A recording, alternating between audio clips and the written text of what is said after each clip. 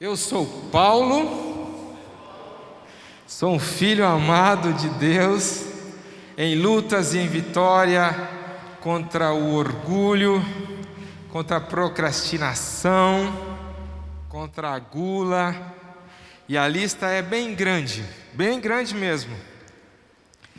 Mas, como disse o Marcos, nós estamos em lutas e em vitória, amém? E essas lutas não vão acabar enquanto nós estivermos nessa terra, mas o que nos diferencia de quem não tem a Cristo, quem não está aqui, é que nós temos, além das lutas, temos vitórias, né?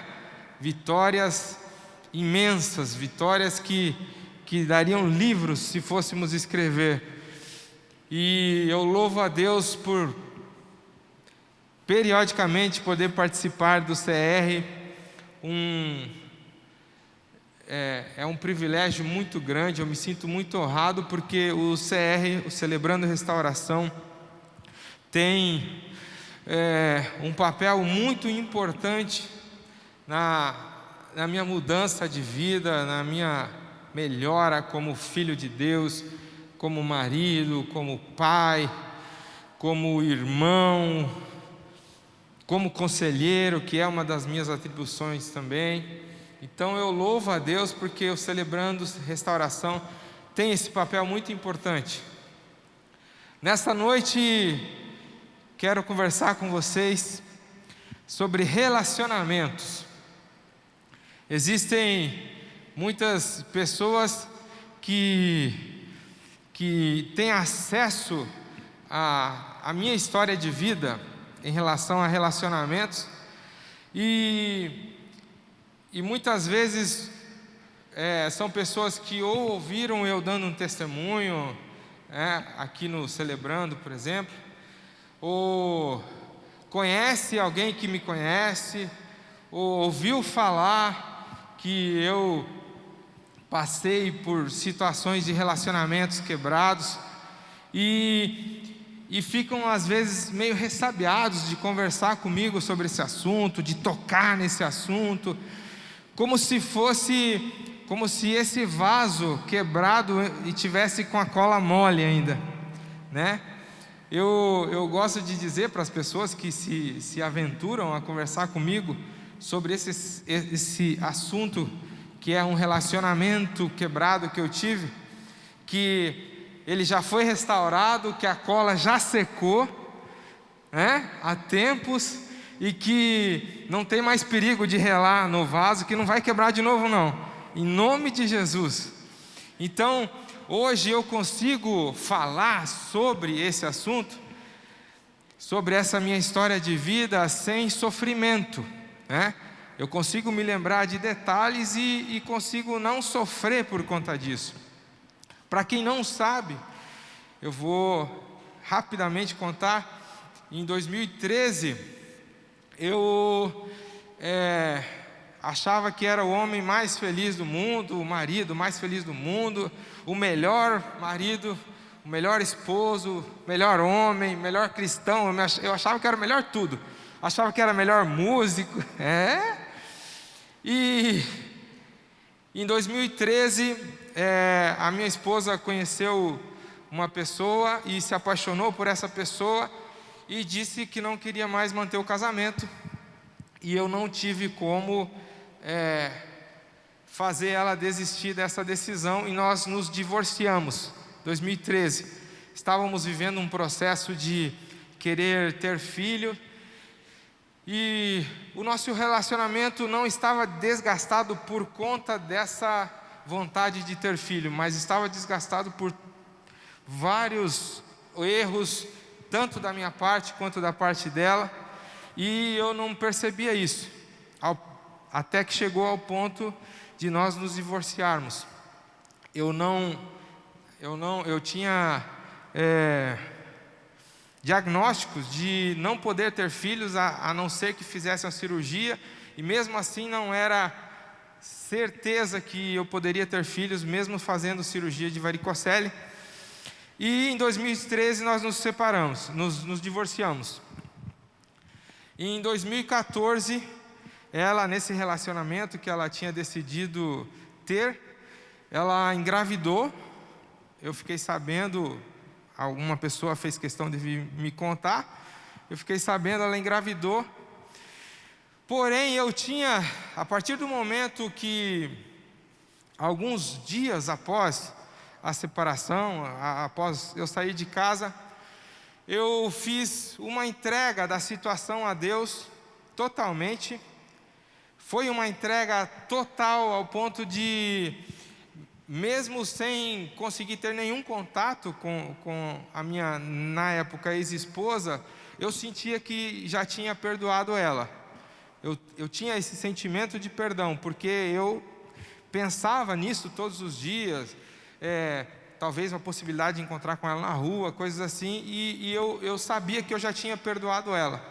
Em 2015, ela se arrependeu do que ela tinha feito, ela voltou para Deus, ela procurou a liderança da igreja, pediu perdão para a liderança da igreja, e me procurou para conversar, somente para não deixar a situação assim, como a palavra que ela usou, para não deixar nada mal resolvido. Porém, no momento que eu vi ela, eu senti que ela era a minha esposa, ela era a mulher da minha vida, ela era, como me disse o pastor Jefferson um dia, a mulher da minha juventude. Eu olhei para ela com aquele sentimento de amor que só Deus pode explicar, e pouco tempo depois, nós estávamos casados novamente no civil. Pouco tempo depois. Nesse exato momento que eu vi ela, eu aceitei o filho que ela teve como meu filho também. Eu aceitei como um presente de Deus, o Henrique, e em nenhum momento, desde aquele dia até hoje, e eu tenho certeza absoluta que isso só vai melhorar, em nenhum momento eu o vi como não sendo meu filho, né? 24 horas por dia, eu sinto ele como meu filho, as minhas atitudes são de pai, e eu não consigo pensar na possibilidade de ele não estar na minha vida, por exemplo. Não consigo. Porém, Deus é tão maravilhoso que a obra não ficou só na restauração do casamento. Pouco tempo depois, a Michelle engravidou. E nós jubilamos pelo milagre de Deus, né? Poxa vida, não esperávamos, ela engravidou e teve um aborto espontâneo, com 3 meses mais ou menos de gravidez. Só que eu tinha um diagnóstico de não poder engravidar, então nós vivíamos nessa tranquilidade que não precisávamos nos cuidar em relação a engravidar, porque eu não podia. Então aconteceu ali, né, um milagre de Deus. Uma vez que ela engravidou, continuamos sem ter nenhum cuidado. 3 meses depois, engravidou novamente, e 3 meses abortou novamente. E nós começamos a viver um drama, né? Agora, o drama não era porque não podia engravidar, mas porque teve 2 abortos. E ao mesmo tempo que nós vivíamos a tentação de viver um drama, nós estávamos muito felizes por tudo que Deus estava fazendo na nossa vida. Imagina, eu estou resumindo muito aqui, mas foram muitas coisas que Deus fez na nossa vida. A começar da minha mudança como pessoa, eu me transformei num novo homem. A Michelle disse que ela teve que me conhecer novamente, porque eu não sou aquele Paulinho de quem ela se separou, né? Eu mudei, melhorei muito como pessoa. E ela engravidou novamente, e veio a Nina. A Nina, minha princesa, minha neguinha, cabelinho enrolado, bochechuda, fofinha, igual o pai, linda, maravilhosa. Pronto, imagina, se a nossa vitória já estava completa com a Nina, foi a cereja do bolo, né? Porém, 1 ano e 3 meses depois da Nina ter nascido, nasceu a Liz. Veio a terceira filha. E nós acreditamos que elas duas vieram somente para reafirmar a bênção de Deus sobre nossa vida. Nós somos muito felizes por isso. E eu simplifiquei e sintetizei esse testemunho, esse mini testemunho aqui, exatamente para você que está aqui, que talvez passe por algum problema de relacionamento quebrado.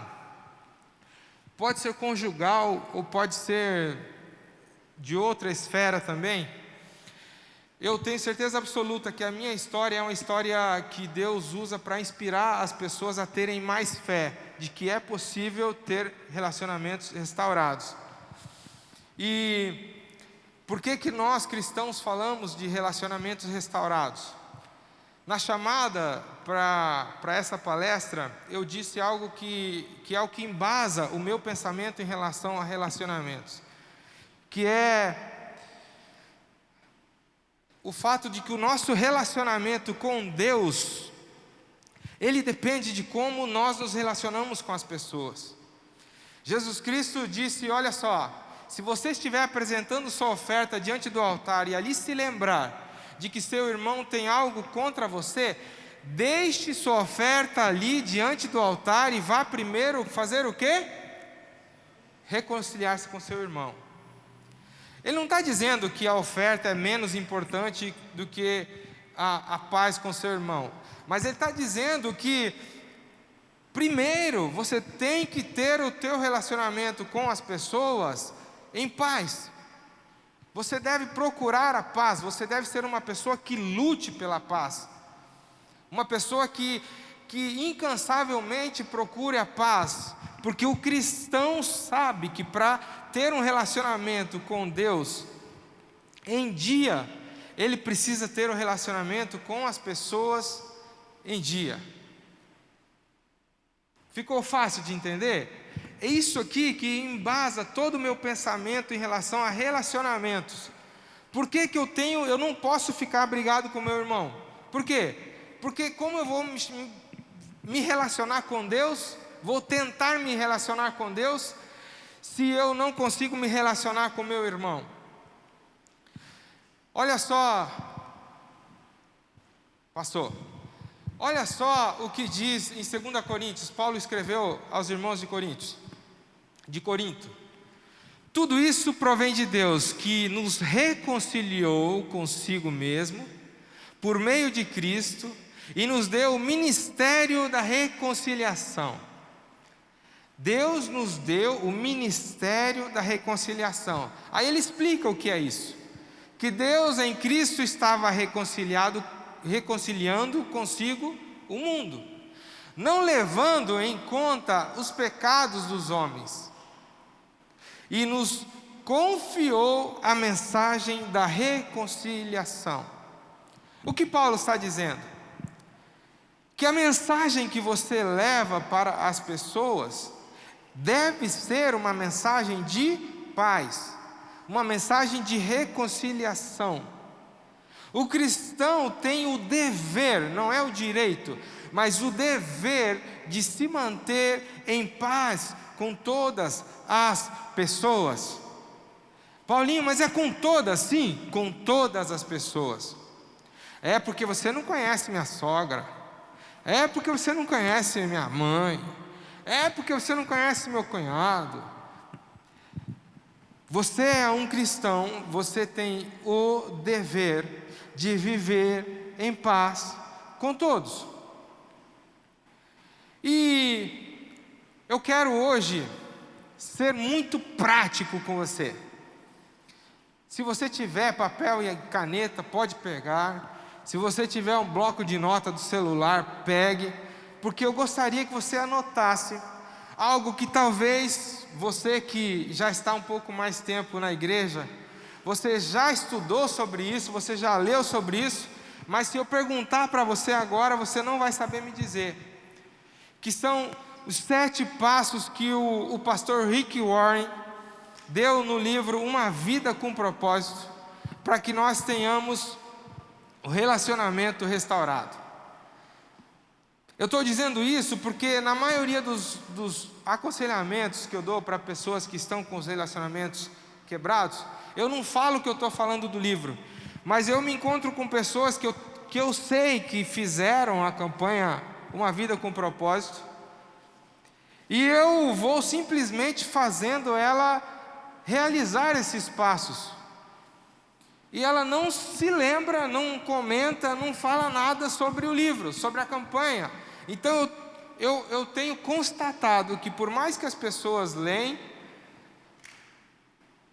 na maioria das vezes as pessoas não aprendem. Então eu quero ser aqui bem prático e relembrar para quem já fez, quem já leu o livro, e para quem não leu o livro, vou te trazer uma clareza de mente de 7 passos muito práticos e bíblicos, para que você consiga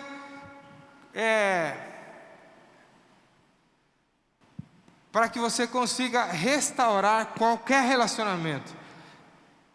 Vou repetir, você não conhece minha sogra. Não, mas até com a sogra, esse relacionamento tem que ser restaurado. É porque você não conhece meu marido, principalmente com seu marido. Principalmente com seu marido. É porque você não conhece meu filho. Pense num osso duro de roer. Até com seu filho. Então, eu vi que vários pegaram o celular. Pode anotar, porque vai ser bênção na sua vida. Eu tenho certeza que talvez, se você tiver o livro em casa, você vai chegar e vai querer ver o que está nesse livro. É o dia 20 do livro Uma Vida com Propósito. Tá bom? Vamos para o primeiro? Rapidinho. Fale com Deus antes de falar com a pessoa. Todas as vezes. Isso aqui é para o seu dia a dia. Eu te contei uma história de vida que talvez poucos de vocês aqui já passaram ou vão passar, que é um divórcio, que é o nível máximo, nível hard de relacionamento restaurado. E talvez você me pergunte: Paulinho, você aplicou esses passos? Não, não apliquei. Todos não, alguns sim. Por exemplo, o primeiro eu apliquei durante todo o tempo, porque eu não passei o tempo todo de divórcio sem falar com a Michele, mas eu falava com Deus todo dia. É muito provável que pessoas que tenham um temperamento explosivo, a primeira coisa que fazem quando se sentem ofendidas é falar para a pessoa aquilo que está sentindo. Poxa vida, você é isso, aquilo. E se a outra pessoa não responde nada, ela se magoa mais ainda. E se a outra pessoa não tem nenhuma atitude, ela se magoa mais ainda. Isso acontece muito com coléricos, sanguíneos, de ter essa, poxa vida, não vou deixar para depois, não pode deixar para depois. Mas nós aprendemos na Bíblia que nós não devemos acreditar nas nossas próprias forças. Nós não devemos confiar no nosso próprio vocabulário. Nós não devemos confiar no nosso próprio intelecto. Antes, devemos falar com o Pai, levar as nossas súplicas, os nossos sofrimentos, as nossas dificuldades, os nossos desejos. Existem muitas pessoas que têm dificuldade de mostrar para Deus que elas estão iradas. Existem muitas pessoas que têm dificuldade de mostrar, de dizer para Deus que elas estão magoadas. Como se Deus não conhecesse o nosso coração. Então um exercício muito bom a se fazer é dizer, como disse o salmista: Deus, sonda o meu coração. Olha só, o salmista pedindo para Deus sondar o coração. Um ato totalmente humano, sabe? Como se Deus precisasse de permissão para conhecer o nosso coração. Mas se você precisa disso, faça como o salmista. Peça: Deus, sonda o meu coração. Vê se tem algo em mim, algo mal. Vê se tem algo em mim de ruim. Nós devemos levar as nossas ansiedades, as nossas aflições, nosso sentimento de ira, aquele que Deus sabe que você está sentindo. Ele quer ouvir você expor isso para Ele, dizer: Pai, eu estou irado, e eu não quero isso para mim. Pai, eu estou ofendido, está cortando o meu coração aquilo que tal pessoa fez contra mim. Não está me deixando trabalhar direito. Eu não consigo pensar em outra coisa a não ser naquilo que fulano fez contra mim. Deus, me ajuda.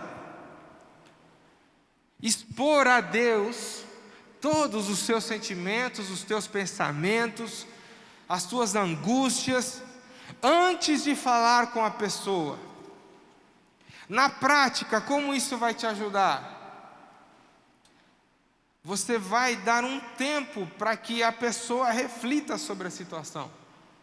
Automaticamente, quando você faz isso, quando você, antes de ir e jogar tudo na cara daquela pessoa que te ofendeu, se antes de você fazer isso, você for e falar com Deus, só nesse ato você já está fazendo o quê?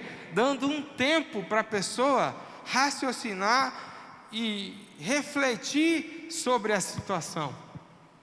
Sem dizer que quando você leva primeiro os seus problemas, as tuas ansiedades para Deus, você está dizendo: Deus, você tem prioridade na minha vida. Você está dizendo: Deus, eu devo tudo a você. E eu tenho certeza absoluta que eu dependo do Senhor. Então, primeiro passo: fale antes de falar com a pessoa, fale com Deus. Antes de falar com a pessoa que te ofendeu, antes de jogar toda aquela situação, tirar os pratos limpos, nem sei como que são esses ditados, antes de qualquer coisa, fale com Deus. Segundo passo, agora sim, tome sempre a iniciativa. Essa palavra é uma palavra muito poderosa. É uma palavra que para mim, ela ecoa na minha mente todos os dias. Porque é uma das coisas que eu mais tenho dificuldade na vida, é iniciativa. Eu ter uma decisão de fazer alguma coisa. O que mais me falta é isso na vida. E é algo que eu luto. Eu esqueci que poderia tirar a máscara, estou quase morrendo aqui. É algo que eu luto diariamente contra a falta de iniciativa. E quando nós falamos de relacionamentos, uma das coisas que a maioria dos cristãos que estão querendo viver uma vida que agrada a Deus erram no pensamento ou no raciocínio de que nós devemos evitar conflitos. Obrigado, meu amigo.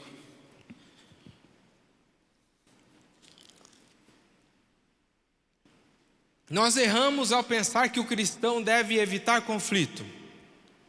O cristão tem que procurar a paz. Então o cristão não pode procurar conflito. É aí onde a maioria dos homens falham. A maioria 98% dos homens que eu conheço falham porque evitam conflitos 24 horas por dia, 7 dias por semana com a sua mulher. Não, você não conhece, puxa, você é uma mulher braba. Nossa, não pode cutucar com vara curta. Então vou deixando,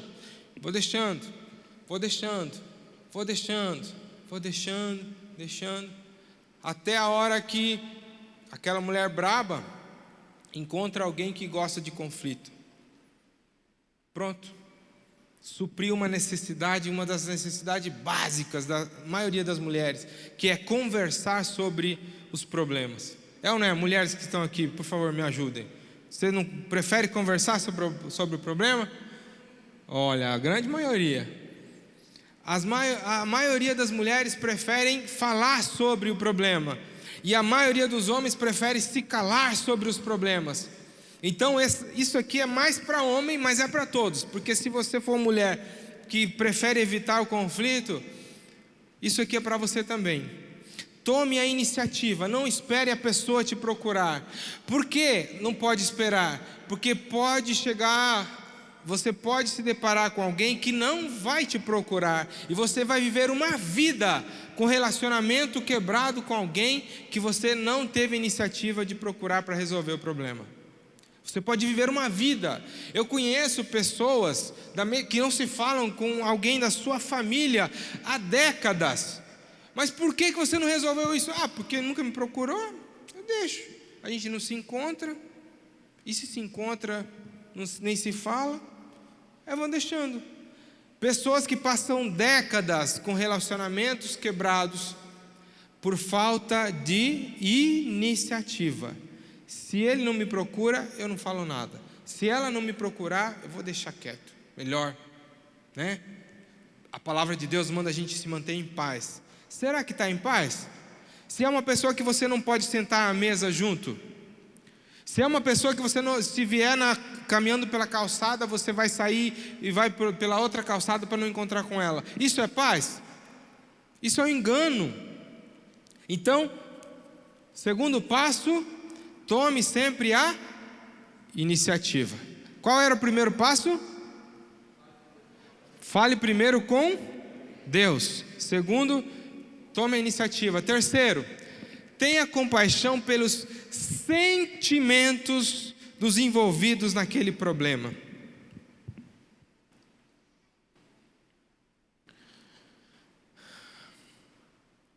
Não queira o seu próprio bem quando você for resolver um problema. Todas as vezes que você for procurar, você falou com Deus, Deus acalmou seu coração. Você tomou iniciativa, foi procurar com a pessoa. Mas aí você chega para falar com a pessoa e você começa a atacar a pessoa. Você começa a jogar na cara dela tudo aquilo de errado que ela fez. Em vez disso, você precisa demonstrar amor, compaixão, cuidado por aquela pessoa. Qual a melhor forma, numa situação de conflito, de você demonstrar compaixão pelos sentimentos daquela pessoa? Ouvindo.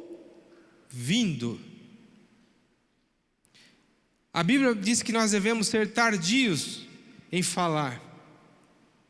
Então, no momento que você vai resolver a situação com a pessoa, a coisa mais importante é você ter a sensibilidade de ouvir o que aquela pessoa tem para dizer. Paulinho, mas ela já me ofendeu um monte, ela já me xingou, já fez o quê? Você não sabe o que tem no coração dela. Talvez ela tenha mais xingamentos ainda para te fazer. Talvez ela tenha mais coisa feia para te falar. Ouça. Mas Paulinho, eu não sou santo. Mas você é um cristão. E se você é um cristão, a palavra diz que você é uma pessoa que está num processo de santificação, portanto você é santo. Mas eu não sou igual a Madre Teresa de Calcutá, mas você é o Paulo Assis da Silva, filho do Deus vivo, filho amado do Pai, vivendo um processo de restauração e celebrando isso. Então, você vai demonstrar amor por aquela pessoa, compaixão.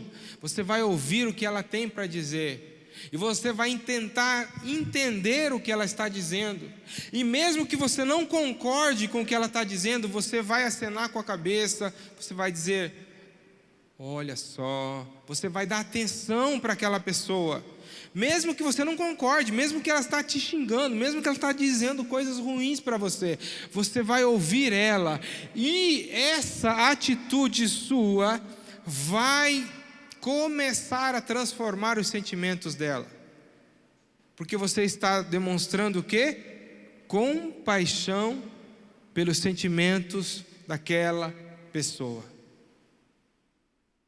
Quarto, isso é a parte mais difícil: confesse sua parte no conflito. Como assim, Paulinho? Eu não fiz nada, foi ela, foi ele. A palavra de Deus disse: aquele que não errou, que atire a primeira pedra. Jesus falou isso quando trouxeram uma mulher pega em adultério. Ele falou: beleza, pode fazer o que vocês querem, mas o primeiro a tirar a pedra vai ser aquele que não tem pecado nenhum. Então pode ter certeza, em qualquer conflito, existe uma parte naquele conflito que diz respeito a algo que você errou. Então, antes de atacar, antes de requerer os seus direitos, e depois de ter ouvido tudo o que ela tinha para falar, você vai confessar a tua parte naquele problema. Por isso que primeiro você tem que falar com Deus, porque quando você fala com Deus, antes de falar com a pessoa, Deus te revela, e Ele vai te dizer: olha só, mas você fez isso, ela fez isso e aquilo, mas você também fez isso. Então, no momento que você tem iniciativa, você ouve a pessoa, tudo que ela tinha para falar, e depois que ela disse tudo que ela acha que precisava ter dito, aí você vai dizer: eu preciso falar alguma coisa também. E ela vai estar esperando o quê? Que você, igual um bulldog, ataque. Em vez disso, você vai fazer o quê? Vai começar a confessar a tua parte na causa daquele conflito.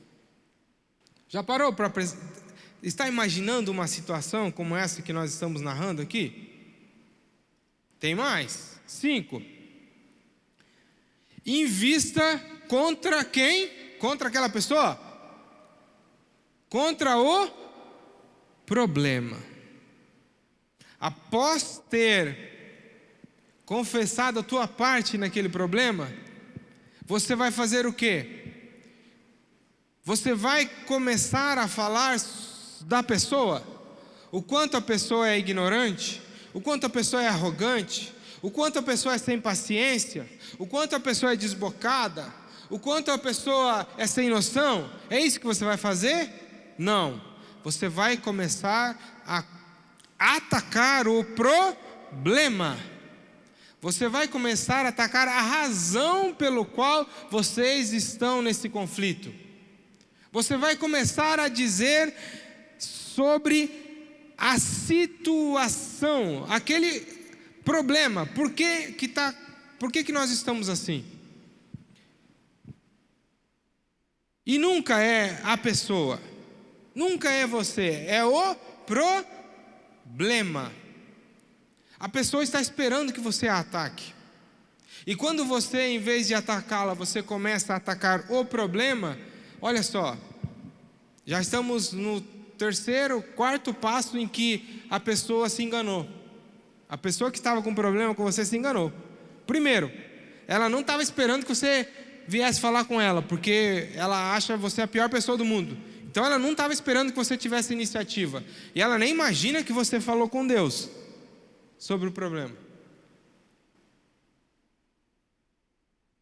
Quando você procurou ela e começou dizendo: eu quero ouvir o que você tem para me dizer, ela não estava esperando isso. Ela estava esperando que você ia começar a xingar ela, porque você é a pior pessoa do mundo até esse momento. Não bastasse isso, agora você, em vez de começar a atacá-la, você começa a atacar o problema. Como é que está o coração dessa pessoa nesse momento? Por pior que ela seja, esse coração já está começando a ser aplacado. Deus já está agindo nesse coração, através da sua atitude como cristão verdadeiro. Em sexto lugar, coopere tanto quanto for possível pela paz. Imagine que mesmo você tendo todas essas atitudes, a pessoa ainda continua querendo te atacar. Você vai se lembrar desse versículo. A mentalidade da carne é morte, mas a mentalidade de quem? Espírito, com E maiúsculo, tá vendo? É vida e paz. O Espírito Santo está dentro de você. É por isso que você está conseguindo dar esses passos. Ele está te guiando, Ele está te ajudando, está te dando sabedoria. O Espírito Santo está dentro de você. E a mentalidade do Espírito nunca é morte. A mentalidade do Espírito é paz, vida e paz. Então, mesmo que chegando nessa situação, a pessoa continue irredutível, implacável contra você, você vai se lembrar que o Espírito Santo mora dentro de você, e você vai fazer tudo que depender de você para que reine a paz. Para que reine a paz. E por último, dê ênfase à reconciliação e não na solução do problema. O que isso quer dizer? Você tem que se preocupar em resolver a situação de conflito e não em achar uma solução para o conflito.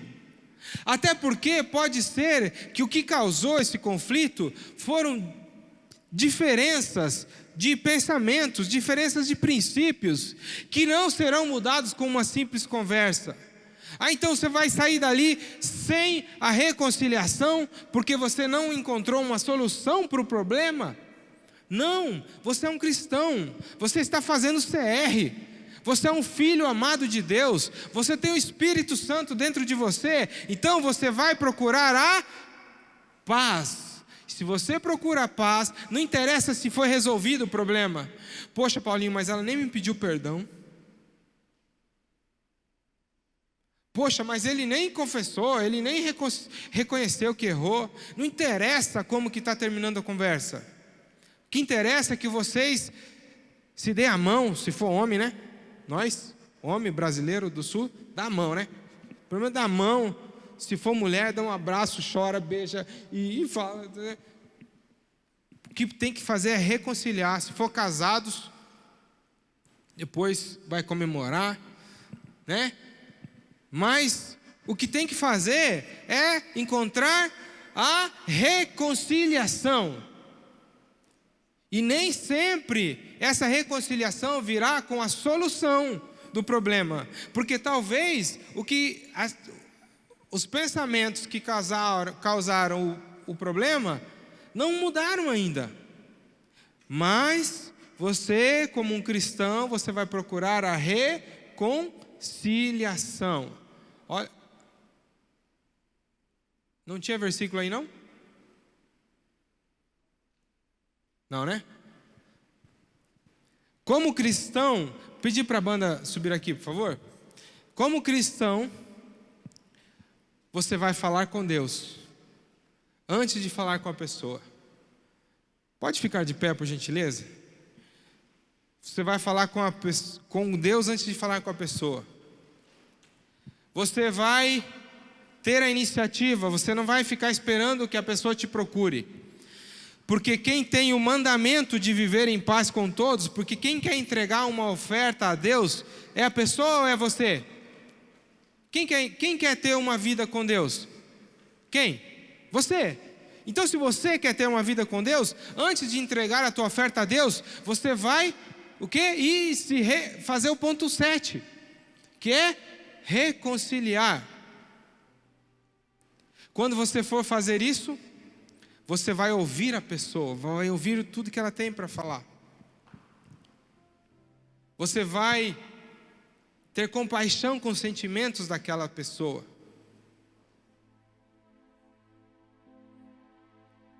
Você vai fazer tudo o que depender de você para que a paz reine naquela família, naquele trabalho, naquela escola, naquele ônibus lotado.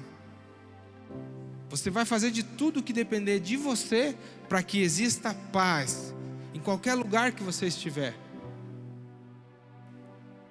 E você nunca vai estar preocupado com a solução.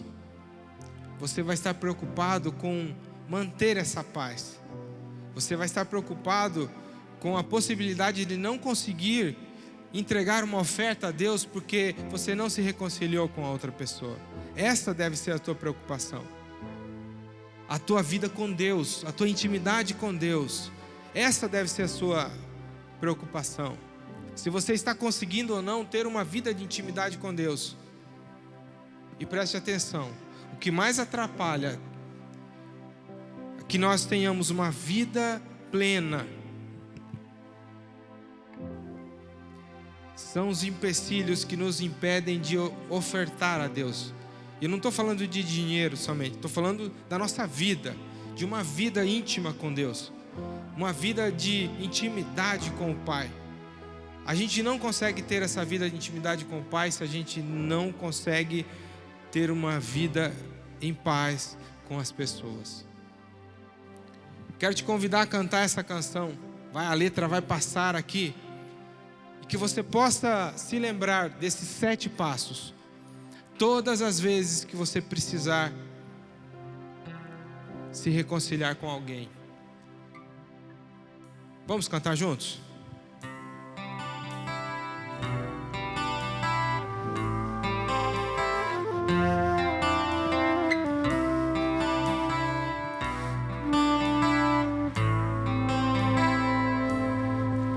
Cada vez que eu abri minha boca, cada vez que eu olhar na direção de alguém, cada vez que passo a passo eu chegar em algum lugar, seja a tua voz, sejam teus olhos, sejam os teus pés. Cada vez que eu tocar no rosto em pranto, cada vez que eu fizer o que já não se faz, cada vez que em silêncio eu doar a outra face, sejam tuas mãos, seja a tua graça e o teu amor. Eu quero te servir, eu quero te obedecer, viver tua vontade, refletir tua verdade, te honrar com minha vida, em tudo te adorar, mestre, amigo, amado Jesus, esse é o meu querer.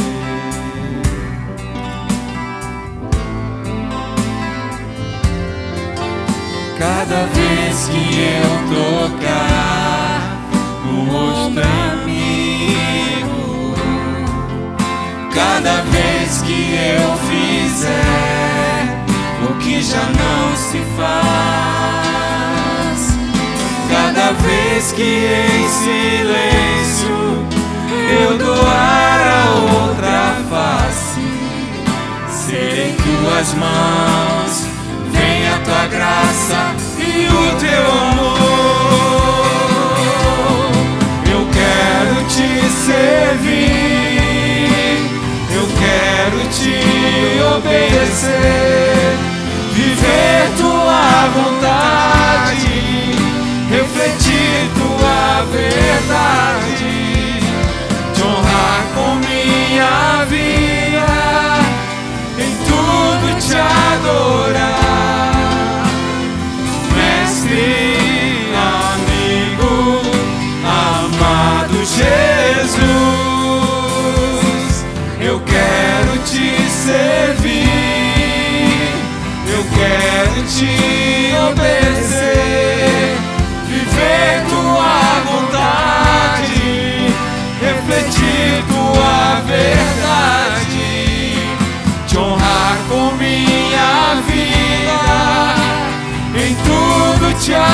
adorar, mestre, amigo, amado Jesus,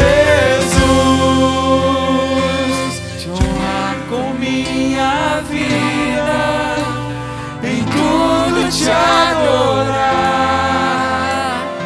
mestre, amigo, amado Jesus, esse é o meu querer. Nossa regra de vida está aqui, na palavra de Deus. Então, todas as vezes que você tiver um conflito, não pense em como teu amigo, tua mãe, as pessoas aí fora resolveriam aquele conflito. Pense no que Deus diz sobre restauração de relacionamentos. Pense no que Deus fala sobre isso. E siga esses passos que Deus nos ensina. Eu tenho certeza que você vai conseguir ter uma vida de intimidade com Deus. Você vai ter essa vida plena que Jesus veio para nos dar. Amém?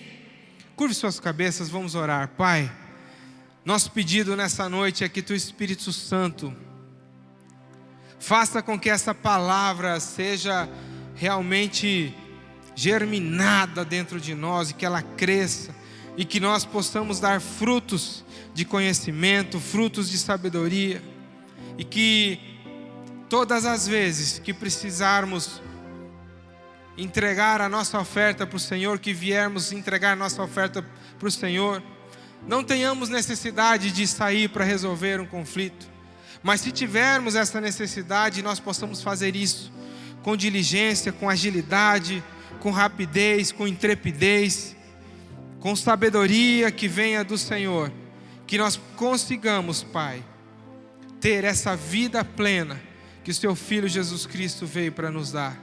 Esse é o nosso pedido, essa é a nossa súplica. Amém, amém.